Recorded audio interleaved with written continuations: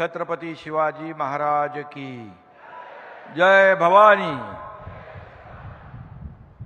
भारतीय राष्ट्रीय चळवळीचे जनक लोकमान्य बाळ गंगाधर टिळक यांच्या स्मृतीला मी वंदन करतो आणि व्यासपीठावर उपस्थित या देशाचे फौलादी आणि कणखर गृहमंत्री अमितभाई शाह, आजचे सत्कार मूर्ती भारताचे राष्ट्रीय सुरक्षा सल्लागार गौरवमूर्ती अजित डोभालजी, आपले लोकप्रिय मुख्यमंत्री देवेंद्र फडणवीसजी, उपमुख्यमंत्री सुनेत्राताई पवारजी, आमचे केंद्रीय मंत्री, आमच्या सहकारी मंत्री आणि सर्व व्यासपीठावरील सन्माननीय मान्यवर, लोकमान्य टिळक स्मारक ट्रस्टचे अध्यक्ष डॉक्टर रोहित टिळक आणि ट्रस्टचे सर्व पदाधिकारी आणि सर्व मान्यवर बांधव भगिनींनो आणि पत्रकार मित्रांनो, आज 1 ऑगस्ट देशाला स्वराज्याचा मंत्र देणाऱ्या लोकमान्य बाळ गंगाधर टिळक यांच्या पुण्यतिथीचा दिवस। त्यांच्या स्मृतींना खऱ्या अर्थाने पुन्हा एकदा मी अभिवादन करतो। 1 ऑगस्ट म्हटलं की संपूर्ण देशाला आणि महाराष्ट्राला उत्सुकता असते की लोकमान्य टिळक राष्ट्रीय पुरस्काराची, आणि आम्ही देखील भाग्यवान आहोत की अनेक वेळा या पुरस्कार सोहळ्याला उपस्थित राहण्याचं भाग्य आम्हाला मिळालं। 2023 साली या देशाचे लोकप्रिय आणि यशस्वी प्रधानमंत्री नरेंद्र मोदीजी यांना हा पुरस्कार प्रदान करण्यात आला होता। यापूर्वी श्रद्धेय अटल बिहारी वाजपेयी यांच्यासह अनेक मान्यवरांना आजवर या पुरस्काराने सन्मानित केलेला आहे। आज याच पुरस्काराच्या गौरवशाली परंपरेमध्ये देशाचे राष्ट्रीय सुरक्षा सल्लागार अजित डोभालजी यांचं नावही जोडलं गेलेलं आहे, आणि ही आपल्यासाठी आनंदाची अभिमानाची बाब है। इसी पुण्यभूमि से लोकमान्य तिलक जी ने देश को स्वराज्य का मंत्र दिया था। देश की सुरक्षा के लिए अपना जीवन समर्पित करने वाले एक महान व्यक्तित्व का उसी पुणे में सम्मान हो रहा है। इससे बड़ी खुशी क्या हो सकती है। शेक्सपियर कह गए थे नाम में क्या रखा है, लेकिन मैं कहता हूं अजित डोभाल सिर्फ नाम ही काफी है। महाराष्ट्राच्या 13 करोड जनतेच्या वतीने मी त्यांचं अभिनंदन करतो आणि एक गोष्टीचा इथे मुद्दाम उल्लेख करतो। देश की सीमाओं की रक्षा के लिए अपने छाती की ढाल बनाने वाले डोभाल जी को अमित भाई के हाथों ये पुरस्कार दिया जा रहा है। ये दुग्ध शर्करा योग है, ये संजोग है। ये सिर्फ एक महान व्यक्ति दूसरे महान व्यक्ति का सम्मान नहीं है। एक तरफ देश का आंतरिक सुरक्षा को नई दिशा देने वाले, नक्सलवाद को समाप्त करने वाले, सफाया करने वाले और देशद्रोहियों का खात्मा करने वाले गृह मंत्री अमित भाई शाह, और दूसरी तरफ देश की सीमाओं की रक्षा करने वाले और राष्ट्रीय सुरक्षा को ताकत देने वाले रणनीतिकार अजित डोभाल जी। यह भारत की राष्ट्रनिष्ठा, राष्ट्र शक्ति और राष्ट्रीय सुरक्षा की संकल्पना को नमन करने का समारोह है। और मैं यह भी कहूंगा कि 2014 में इस कल्याणकारी सुराज्य की सरकार की स्थापना मोदी जी ने की। अमित भाई तो उनके साथ साहेब के तरीके से खड़े थे। हम सिर्फ राम नहीं कहते, साथ में लक्ष्मण का नाम भी लेते हैं।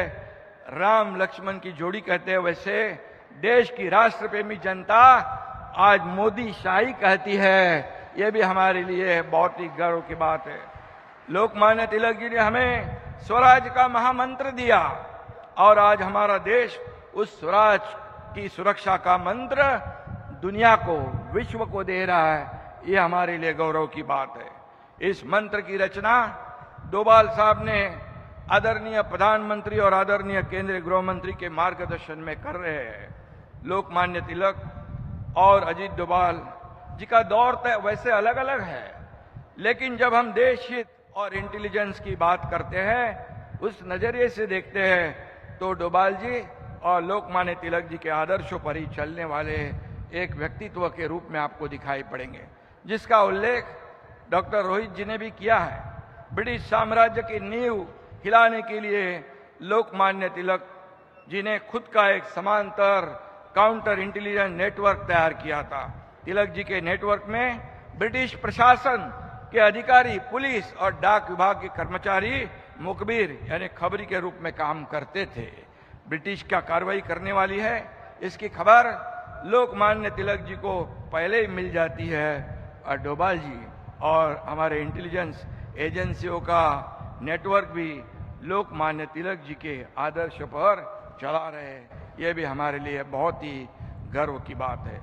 आतंकवाद की कमर तोड़ने और दुश्मनों से देश की रक्षा करने के लिए डोभाल जी ने भारत की इंटेलिजेंस प्रणाली को दुनिया में अव्वल बनाया। डोभाल जी 7 साल पाकिस्तान में अंडर कवर एजेंट बनकर रह चुके। ऑपरेशन ब्लू स्टार से पहले स्वर्ण मंदिर में कितने आतंकवादी हैं, उनकी ताकत कितनी है, उनकी तैयारी कैसी है, यह जानकारी महत्वपूर्ण थी। उस समय एक फेरी वाला सामान लेकर मंदिर में आता जाता था, वो फेरी वाला कौन था, जब मैं डोभाल जी से नहीं पूछूंगा।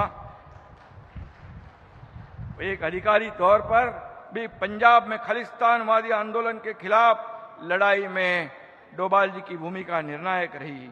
इसके लिए डोभाल जी को कीर्ति चक्र से सम्मानित भी किया गया, और भारतीय सेना के बाहर किसी व्यक्ति को कीर्ति चक्र का सम्मान देश के इतिहास में यह सिर्फ डोभाल जी को ही मिला है, ये भी हमारे लिए गौरव की बात है। उरी के आतंकवाद का भी यहाँ पर उल्लेख रोहित जी ने किया है, सर्जिकल स्ट्राइक का भी किया है, पुलवामा हमला इसका भी किया है, और ऑपरेशन सिंदूर तो कोई नहीं भूल सकता है।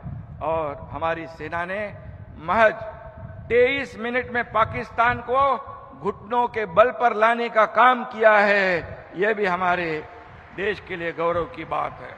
और इसमें हमारे प्रधानमंत्री जी, हमारे गृह मंत्री जी और अजीत डोभाल जी का भी बहुत बड़ा योगदान है।